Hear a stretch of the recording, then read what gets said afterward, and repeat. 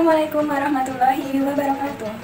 Segala puji saya panjatkan kehadirat Allah Subhanahu wa Ta'ala atas segala nikmatnya yang mana telah diberikan kepada kita semua. Tak lupa juga saya aturkan junjungan Nabi besar kita, yaitu Nabi Muhammad SAW, yang telah membawa kita dari zaman jahiliyah menuju zaman Islamiyah seperti saat ini. Pada kesempatan kali ini, izinkanlah saya untuk menyampaikan kultum tentang menjaga kesehatan di bulan Ramadan untuk memaksimalkan ibadah kepada Allah dan menggapai ridhonya. Pada bulan Ramadan merupakan bulan mulia yang penuh keberkahan, bulan yang selalu dirindukan oleh orang-orang beriman, bulan di mana pahala dari setiap ibadah dilipat gandakan. Ketika bulan Ramadan tiba, maka pintu-pintu surga dibuka, pintu-pintu neraka ditutup, dan setan-setan dibelenggu.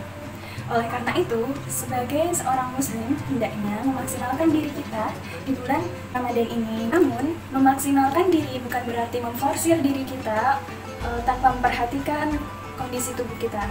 Tubuh kita pun memiliki hak-haknya yang perlu untuk kita penuhi. Hendaklah kita menjaga kesehatan tubuh kita agar dapat melakukan ibadah semaksimal mungkin di bulan Ramadan yang penuh berkah ini. Beberapa tips yang dapat saya sampaikan untuk menjaga supaya badan kita tetap fit dalam bulan Ramadan, yaitu yang pertama, saat makan sahur. Nah, ketika kita sahur, sebaiknya memilih menu makanan yang mengandung bahan karbohidrat dan protein tinggi. Seperti contohnya, buah dan sayur yang mempunyai banyak serat, sehingga dapat menahan rasa lapar kita yang panjang. Selain itu, hindari makanan yang terlalu manis, dan jangan lupa minum air putih yang cukup. Hendaknya berusaha mengatur agar kebutuhan tubuh kita terhadap air terpenuhi, yaitu dengan sehari kita dapat minum sebanyak 8 gelas air. Yang kedua, hindari tidur langsung setelah sholat, karena hal tersebut membuat tubuh kita merasa tidak segar, dan di lain sisi hal itu adalah hal yang sangat buruk. Menurut Ibnu Al-Qayyim Al-Jauziyah berkata, tidur setelah subuh mencegah rezeki karena waktu subuh adalah waktu makhluk mencari rezeki, dan waktu dibagikan mereka. Tidur setelah subuh suatu hal yang dilarang atau makruh, kecuali ada penyebab atau keperluan. Sangat berbahaya bagi badan karena melemahkan dan merusak metabolisme tubuh kita yang seharusnya diurai dengan berolahraga atau beraktivitas. Kita dapat mengisinya dengan aktivitas-aktivitas, misalnya membantu orang tua, terus melakukan tadarus, dan hal-hal lain yang bermanfaat pada saat pagi hari. Ketiga, yaitu menyegarkan untuk berbuka jika sudah waktunya. Supaya energi akan langsung terisi dan badan terasa segar kembali, menyegarkan berbuka merupakan anjuran atau syariat. Muhammad SAW bersabda, terus-menerus manusia berada dalam kebaikan selama mereka menyegerakan untuk berbuka puasa. Lalu yang keempat, berbuka dengan yang manis dan makan secara bertahap.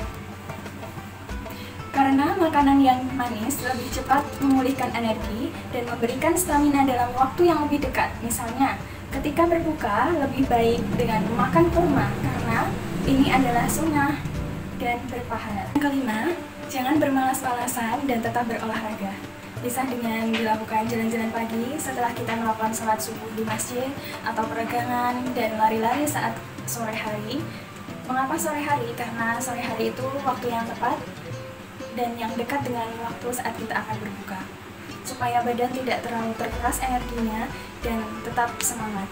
Namun, hal ini tidak disarankan jika memang kondisi daya tahan tubuh kita menurun. Tips yang keenam, yaitu tidur yang cukup.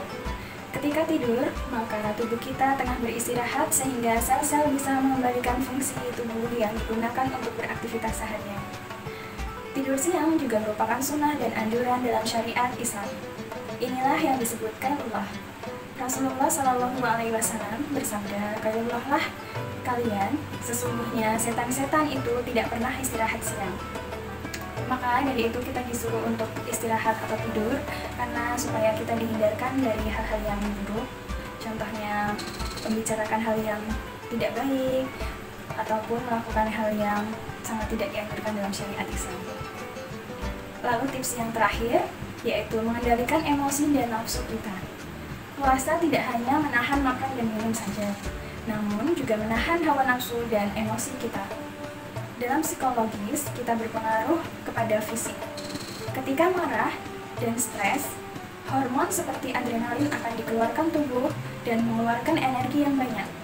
Maka, hendaknya kita dapat mengontrol emosi dan hawa nafsu kita. Bahkan ketika ada orang yang memancing kita untuk emosi atau marah, hendaknya kita menjelaskan bahwa kita sedang berpuasa.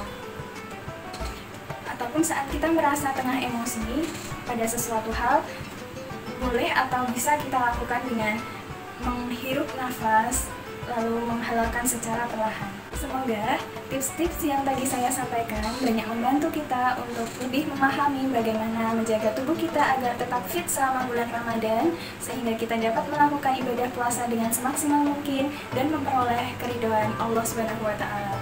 Amin ya Rabbal 'Alamin. Semangat dalam menjalankan ibadah puasanya ya. Demikianlah pemirsa kultum dari saya tentang apa itu tips menjaga kesehatan dalam bulan Ramadan.